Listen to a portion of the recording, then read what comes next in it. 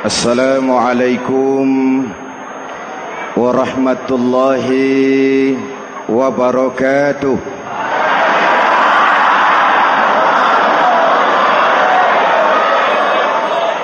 Alhamdulillahi rabbil alamin. Wassalatu wassalamu ala ashrafil mursalin Sayyidina wa maulana Muhammadin wa ala alihi wa sahbihi ajmain, amma ba'du. Para ulama yang saya muliakan, hadirin hadirat ma'asyiral muslimin yang saya cintai, banyak kita alami perubahan-perubahan yang terjadi, baik perubahan yang menyangkut sosial budaya, lebih-lebih yang menyangkut sosial politik. Yang tidak banyak mengalami perubahan adalah sosial ekonomi. Bahkan angka kemiskinan kita naik menjadi 3/5 dari total penduduk kita hidup di bawah garis kemiskinan, dan 20% diantaranya miskin mutlak. Perubahan-perubahan yang terjadi menyadarkan kita kepada kebenaran Al-Quran ketika Allah menyatakan wa tilkal ayyamu nudawiluha bainan nas. Hari itu kami putar di antara manusia. Ada saat datang, ada waktu pergi. Ada hari lahir, ada saat kembali. Ada waktu dilantik, ada saat menyerahkan jabatan. Hari kami putar di antara manusia dan hidup cuma sekadar menunggu giliran. Soalnya kemudian di tengah perubahan-perubahan yang terjadi begitu cepat, what must we do now?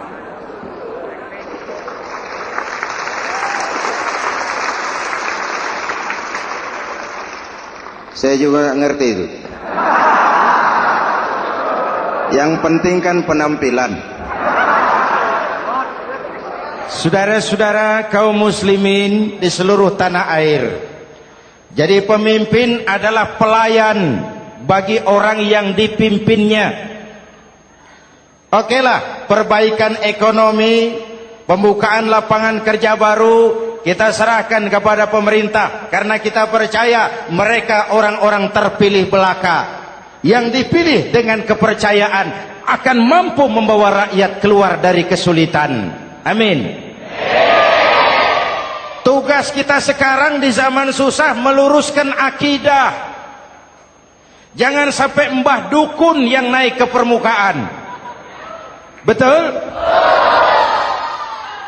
Islam misinya yang pertama membebaskan manusia dari kemusyrikan.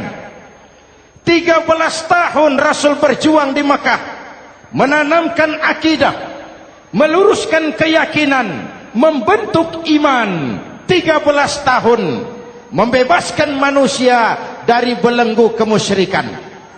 13 tahun menanamkan la ilaha illallah Muhammadur Rasul dengan seluruh konsekuensinya. Kalau saya yakin tidak ada Tuhan selain Allah, saya tidak akan minta tolong kecuali hanya kepada Allah. Saya tidak akan pernah takut kecuali hanya kepada Allah. Saya tidak akan menggantungkan hidup kecuali hanya kepada Allah. Saya tidak akan minta rizki kecuali hanya kepada Allah. Saya tidak akan melarikan persoalan kecuali hanya kepada Allah. Kalau konsekuen dengan keyakinan ini, mbah dukun nggak dapat tempat.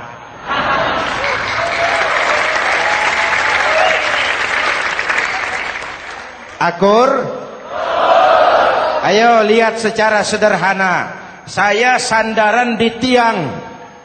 Tiangnya ambruk, sayanya jatuh. Saya sandaran di tembok, temboknya runtuh, saya juga runtuh. Saya sandaran kepada orang kaya, dia jatuh miskin, saya bangkrut. Saya sandaran kepada jenderal, dia pensiun, saya selesai. Tapi kalau saya sandaran hanya kepada Allah, Allah tidak akan pernah miskin, Allah tidak akan pernah lumpuh, Allah tidak akan pernah terpuruk, dan Allah tidak akan pernah berkurang kekuasaannya.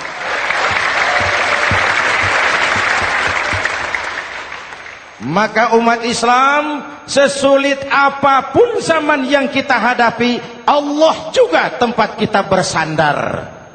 Jelas? Selama ini kita iman dalam ucapan, tapi sekuler dalam perbuatan. Di masjid ada Allah, di kantor Allah tidak ada, maka korupsi merajalela.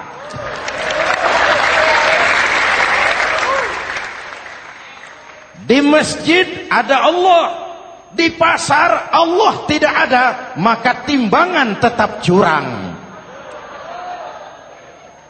Kita iman dalam ucapan, tapi sekuler dalam perbuatan. Oleh karena itu, sesulit apapun zaman yang kita hadapi, iman jugalah pegangan kita. Allah juga tempat kita bersandar. Boleh zaman berubah, akidah jangan sampai goyah. Karena iman kita hidup, untuk iman kita berjuang, dan dalam iman kita ingin kembali menghadap Allah Subhanahu. Selama ini manusia Indonesia kita lebih banyak diisi otaknya, hati sering kosong, agama dangkal, akidah rapuh, moral rendah. Memang kemudian muncul banyak orang-orang pintar, cuma sayang tidak benar. Indonesia kita bangkrut, Indonesia kita terpuruk, Indonesia kita sakit parah kalau diurus orang yang cuma pintar tapi tidak benar.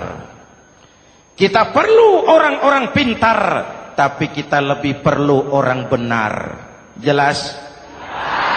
Kalau cuma pintar tapi tidak benar, itu yang sering saya sampaikan, nanti disuruh ngurus beras malah nimbun beras.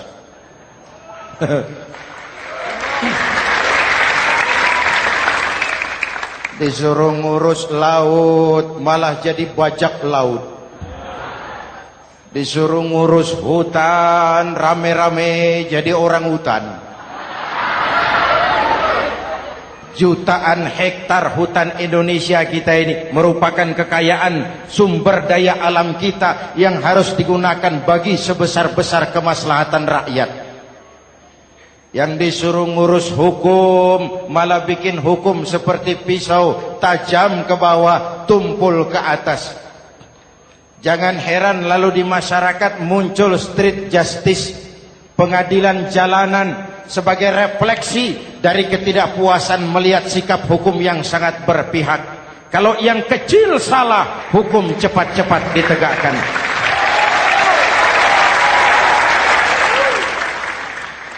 Lihat saja sekarang ini kalau orang terkenal banyak uang punya masalah, antri yang bela. Betul? Tapi saudara lihat si Marsinah di Jawa Timur, si Sengkon dan Karta di Jawa Barat, si Udin Bernas wartawan Jogja, terseok-seok mencari keadilan, sampai hari ini urusannya masih remeng-remeng. Kenapa bisa begitu? Jawabannya sederhana, tidak ada fulus. Ada fulus mulus, tidak ada fulus manfus. Betul? Jangan sampai para penegak hukum kita terjebak pada lagu baru, maju tak gentar membela yang bayar.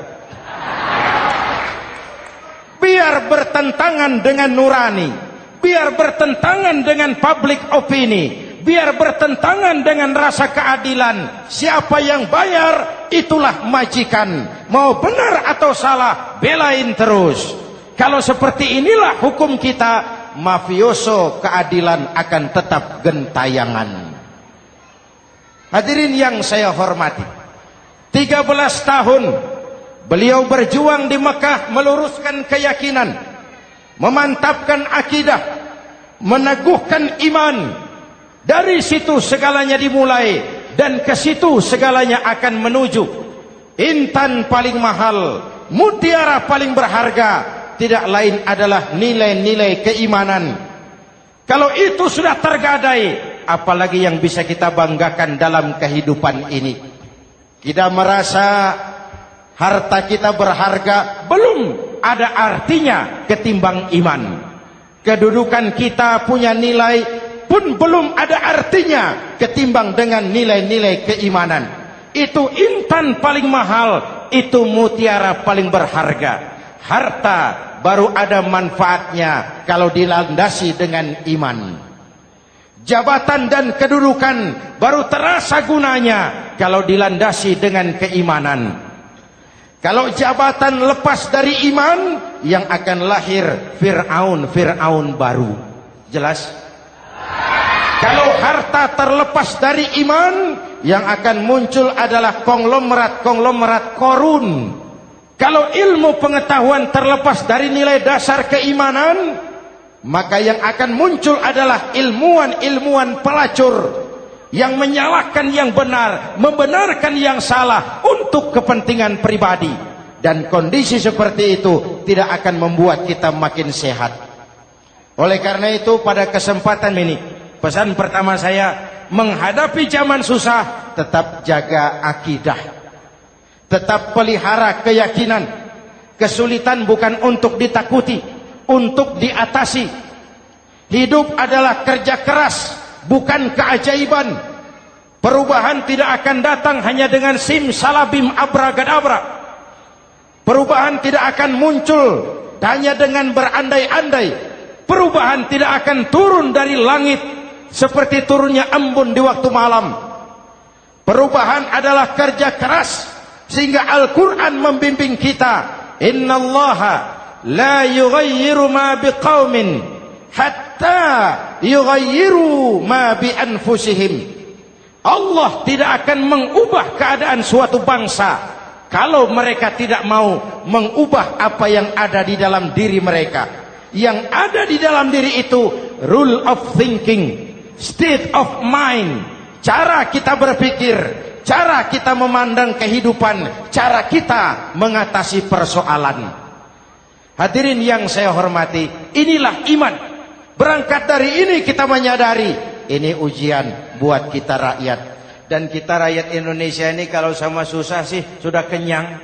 Ya Pak? Ya Pak?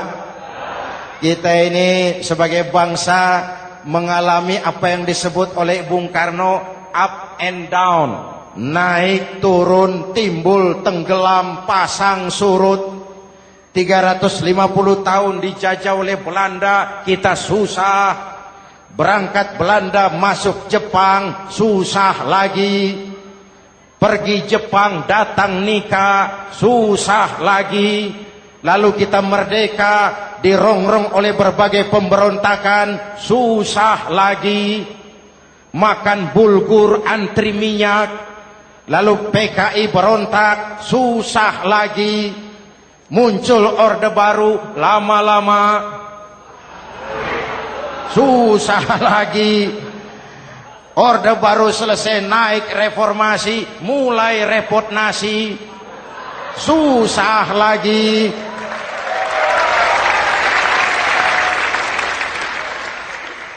Kalau susah kita ini sudah akrab, sudah intim.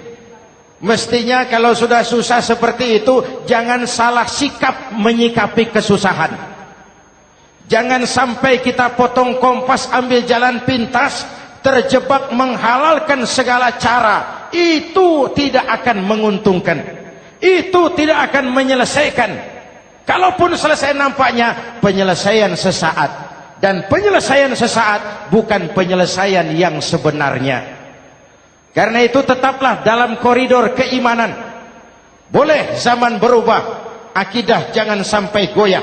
Silahkan masa berganti, tapi keyakinan jangan mati. Sekali la ilaha illallah, sampai tetes darah paling penghabisan, tetap la ilaha illallah. Sanggup? 3 orang. Sanggup? 21. Sanggup? Kalau sanggup kita harus konsekuen. Saudara-saudara di seluruh tanah air, misi yang kedua dari Islam setelah membebaskan manusia dari kemusyrikan, membebaskan manusia dari ras diskriminasi, mengikat manusia dengan tali akidah. Sebelum Islam datang, manusia dibedakan oleh warna kulit, manusia dibedakan oleh faktor keturunan, manusia dibedakan oleh faktor harta dan benda. Adalah Rasul yang mengajarkan, innallaha la yanzuru ila suwarikum wala ila amwalikum walakin yanzuru ila qulubikum wa a'malikum. Allah tidak melihat potonganmu, Allah tidak melihat hartamu. Yang Allah lihat itu adalah hatimu dan amal perbuatanmu. Jauh sebelum Amerika teriak-teriak membanggakan apa yang mereka sebut sebagai Declaration of Independence, Nabi sudah mengajarkan kepada kita semua, An-nas kulluhum li Adam wa Adam min turab, la fadla li Arabiyyin ala ujamiyyin illa bittaqwa. Seluruh manusia berasal dari Adam. Adam diciptakan dari tanah. Tidak ada kelebihan Arab dengan yang bukan Arab kecuali takwanya.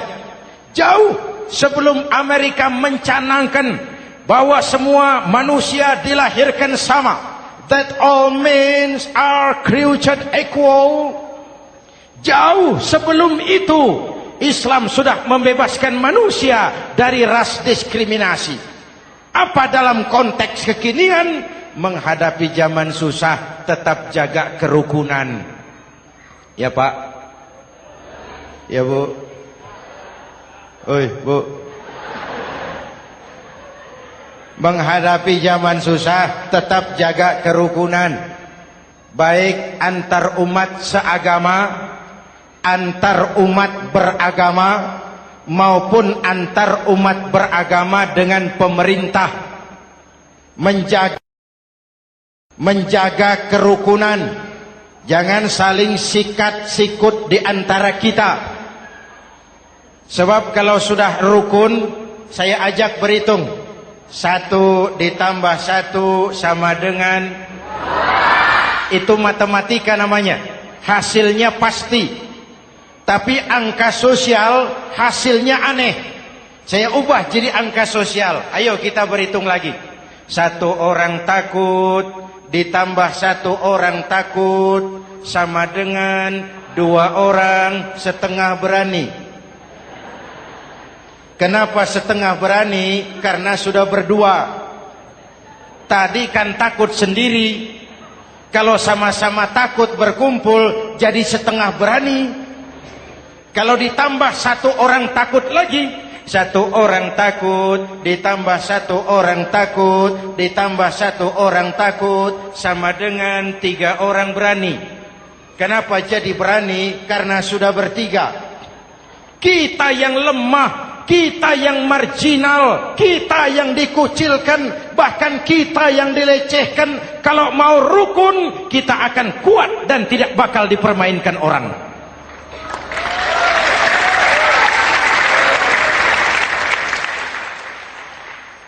Tapi kalau rukunnya yang satu mau menikam yang lain, saya ajak berhitung lagi.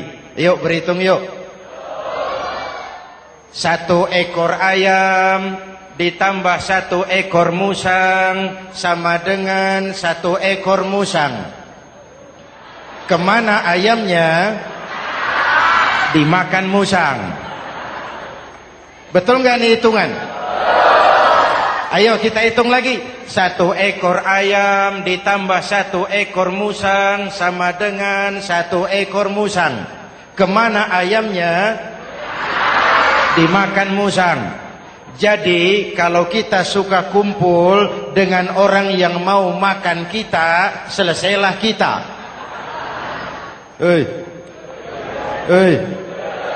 Maka kalau merasa kita ini ayam, yuk kumpul sama-sama ayam, pulang ke kandang ayam.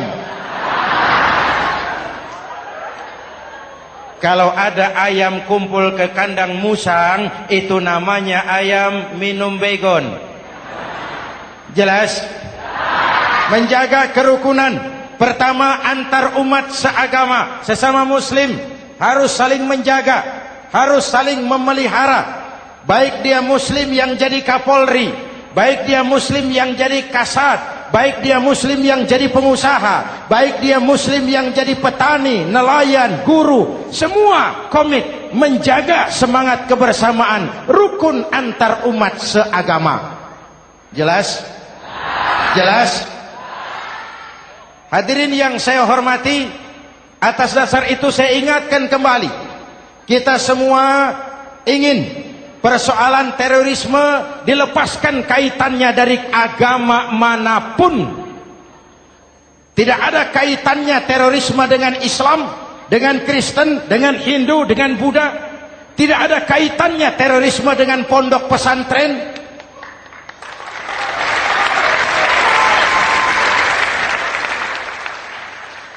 Jangan sampai pesantren jadi kambing hitam. Karena sejak zaman penjajahan, pesantren sudah terbukti memberikan kontribusi bagi perjuangan memerdekakan rakyat Indonesia. Rukun antar umat seagama. Yang kedua, rukun antar umat beragama. Islam ini rahmatan lil. Jangankan manusia walaupun berbeda agama, binatang saja dihormati. Ada hadis, fa iza zabahtum fa ahsinuz zibhata. Kalau kamu menyembelih hewan, sembelihlah dengan cara yang terbaik. Jangan menyembelih ayam dengan pisau tumpul. Itu namanya tidak berperi kebinatangan. Yang kecil lagi, saudara buka babul istinja, makruh buang air kecil di tanah yang berlubang. Sebab apa? Pertama, menjaga kesehatan. Siapa tahu di lubang yang saudara buang air kecil itu ada gas beracun.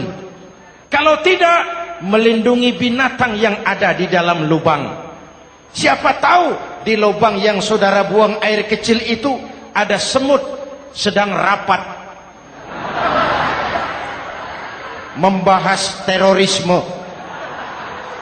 Apa dosanya lalu mati dikencingi? Ini namanya rahmatan lis semut.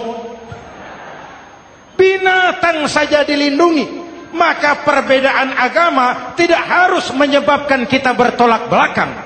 Perbedaan agama bukan alasan untuk saling bermusuhan. Apalagi kita sudah menyadari tentang kemajemukan kita, tentang kebinekaan kita, tentang keragaman kita. Rukun antar umat beragama. Saling menghormati, saling menghargai, tapi tetap dalam batas lakum dinukum. Lalu rukun antar umat beragama dengan pemerintah. Hadirin yang saya hormati, yang benar kita dukung, yang salah kita perbaiki dan kita tegur menurut cara-cara yang diajarkan oleh agama kita. Dan sholat berjamaah, pendidikan bernegara yang paling bagus. Tadi kita sholat ada imam, ada makmum, betul?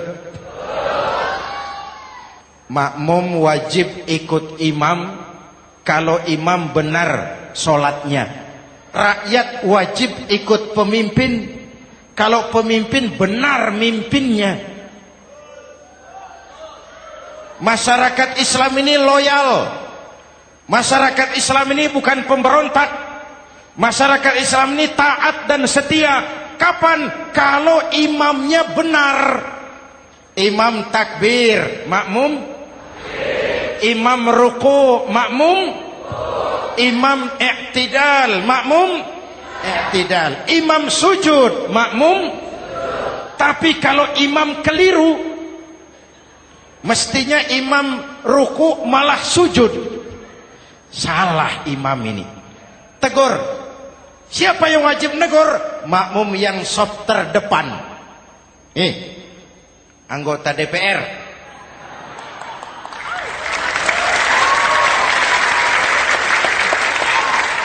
Ini wakil-wakil makmum ini.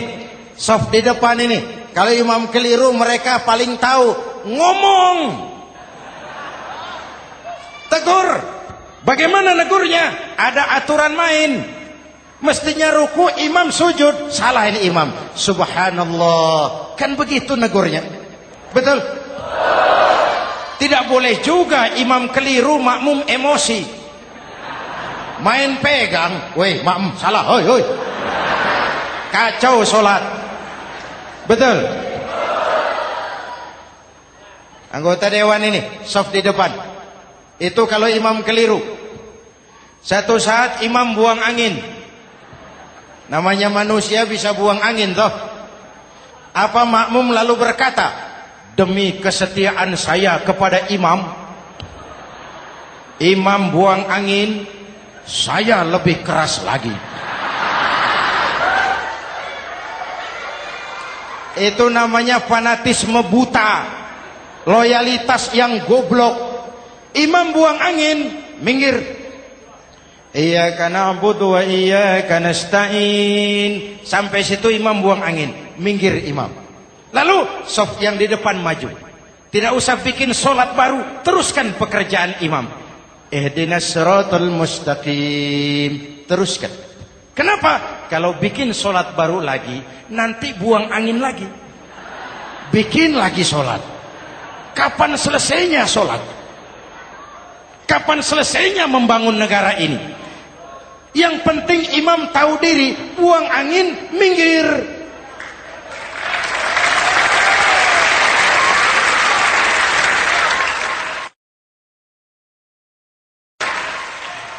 Ini kacaunya solat berjamaah kita sekarang.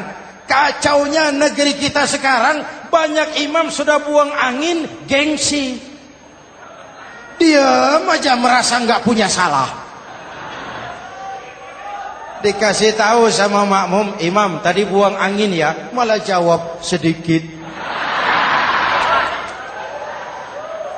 Apa kalau sedikit lalu tidak batal solat itu? Mekanisme kehidupan sosial yang diatur lewat tuntunan solat berjamaah. Sehingga Nabi berpesan, kun imaman muta'an au ma'muman muti'an fala takun thalisan jazu'a. Kalau jadi pemimpin, jadilah pemimpin yang ditaati. Kalau jadi makmum, jadilah makmum yang mentaati. Jangan jadi golongan ketiga pemecah belah. Di depan tidak jalan, di belakang takut, ditaruh yang di tengah, di depan didorong, yang belakang ditendang. Ini namanya biang kerok. Saudara-saudara, dari uraian singkat ini saya ambil beberapa catatan pokok. Pertama, kalau ada intan paling mahal, kalau ada mutiara paling berharga dalam hidup kita, itu tidak lain adalah karena keyakinan. Hidup jadi indah, hidup jadi berharga, hidup jadi berarti kalau didasari atas sebuah keyakinan. Dan keyakinan itu tidak lain adalah nilai iman kita, akidah kita kepada Allah Subhanahu wa ta'ala. Yang kedua, tetap menjaga kerukunan. Sesulit apapun zaman yang kita hadapi, kita tetap harus menjaga semangat kebersamaan. Kita harus tetap menjadi lem perekat yang menjaga keutuhan, baik sebagai bangsa maupun sebagai umat. Perbedaan adalah wajar, harus dihormati sebagai ciri kehidupan berdemokrasi. Tapi jangan perbedaan menjadi sebab kita bermusuhan, dan jangan perbedaan menyebabkan kita saling berpecah belah. Hormati perbedaan, jangan perbedaan dipandang sebagai permusuhan.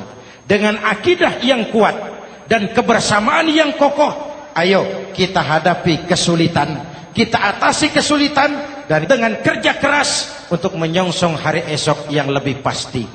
Mari kita Fatihah, semoga Allah memelihara kita bangsa Indonesia. Ala hadhihi niyah wa ila hadratin Nabi. Al-Fatihah.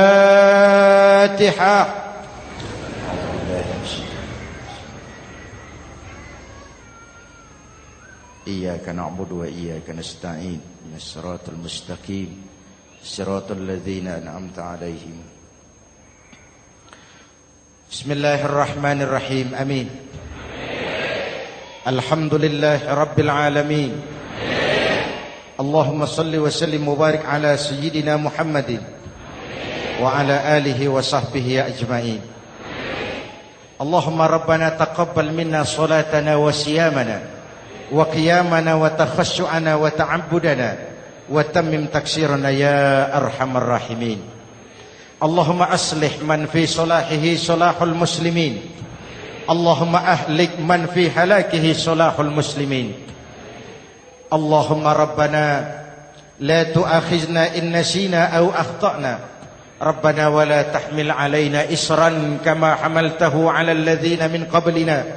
ربنا ولا تحملنا ما لا طاقة لنا به.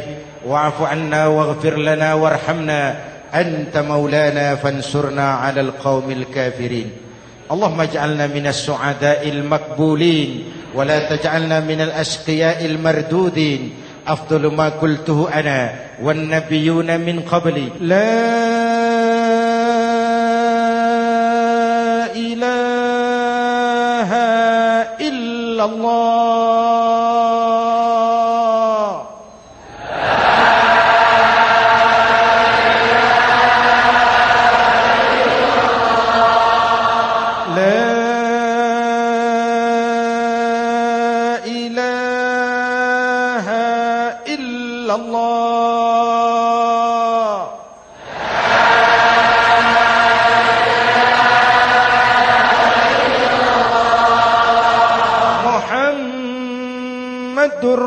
رسول الله.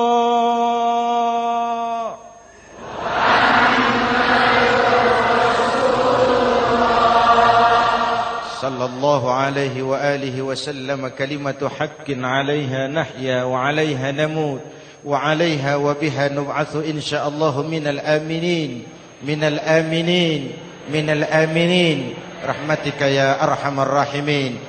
صلى الله على سيدنا محمد وعلى آله وصحبه أجمعين. أنا ربك رب العزة عما يصفون. سلام على المرسلين والحمد لله رب العالمين. Jumpa lagi di lain kesempatan insyaallah. Wassalamualaikum warahmatullahi wabarakatuh.